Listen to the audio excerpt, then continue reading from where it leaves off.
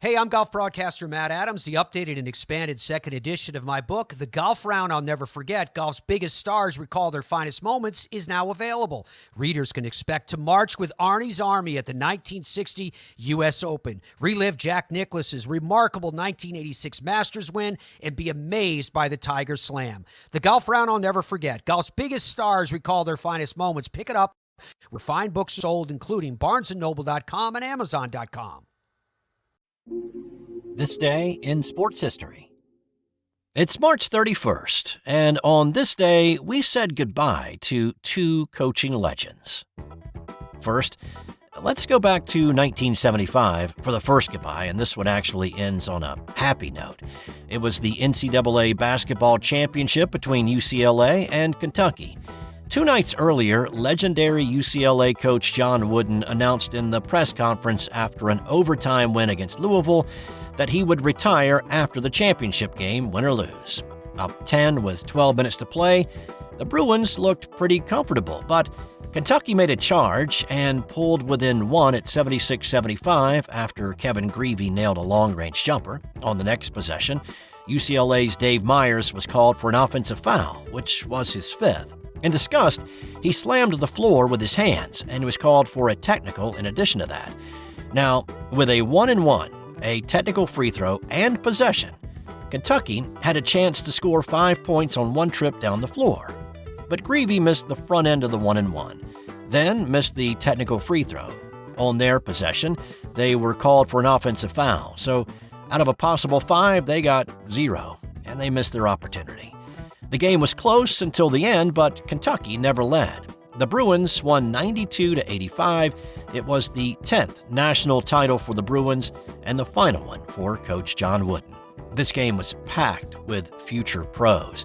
12 players from this game wound up in the NBA. And one quick fun fact about one of the officials for this game: Bob Wertman became the first person to officiate both a college basketball championship and a Super Bowl. He was the field judge in Super Bowl VI and XII. Also on this day, in 1931, legendary Notre Dame football coach Knute Rockne was killed in a plane crash along with 7 others. Rockne had coached the Fighting Irish for 13 seasons and was coming off back-to-back national championships and back-to-back undefeated seasons. Rockne left Kansas City and was on his way to Los Angeles. Rockne had a busy schedule planned for the next week, meeting with filmmakers about a possible movie about Notre Dame football. He had a speaking engagement lined up with his friend Will Rogers, and as national spokesperson for Studebaker Cars, he was going to meet with West Coast dealers. The Fokker F-10A that he was flying in on this day had been inspected 2 days prior, with a TWA mechanic refusing to sign off on it, saying the plane was not fit to fly and nobody was safe in it. It took off anyway. The plane flew into thick, low-hanging clouds and ice.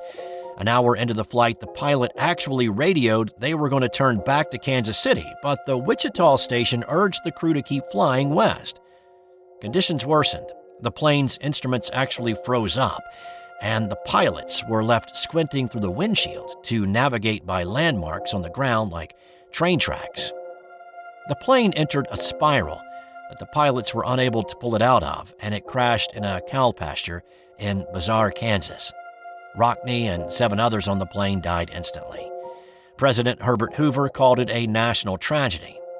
When somebody this prominent dies in an accident, action usually is quickly taken, and this plane had been a wooden-winged plane.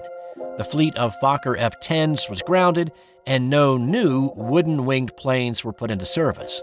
The design and manufacture of the all-metal Douglas DC-2 was a direct result of the crash that killed Rockne. The DC-2 and future DC-3 have been credited for providing the safety to allow for rapid expansion of airline travel. Rockne's legacy lives on. His .881 winning percentage is still the highest of any college coach in history, and his "Win One for the Gipper" motivational speech is still one of the all-time classics. Knute Rockne was 43 when he died.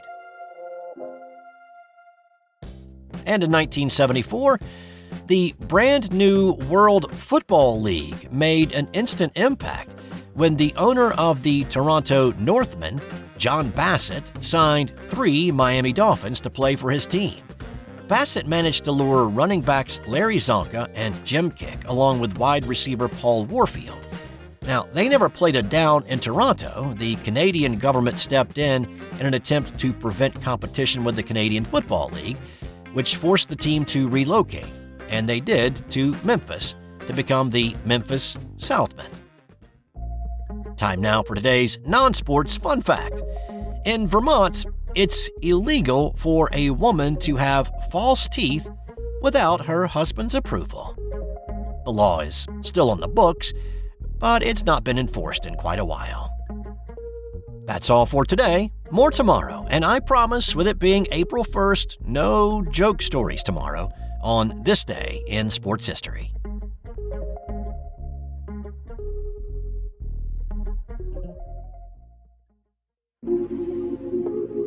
This has been an original Thrive Suite production. Hey there, sports history fan.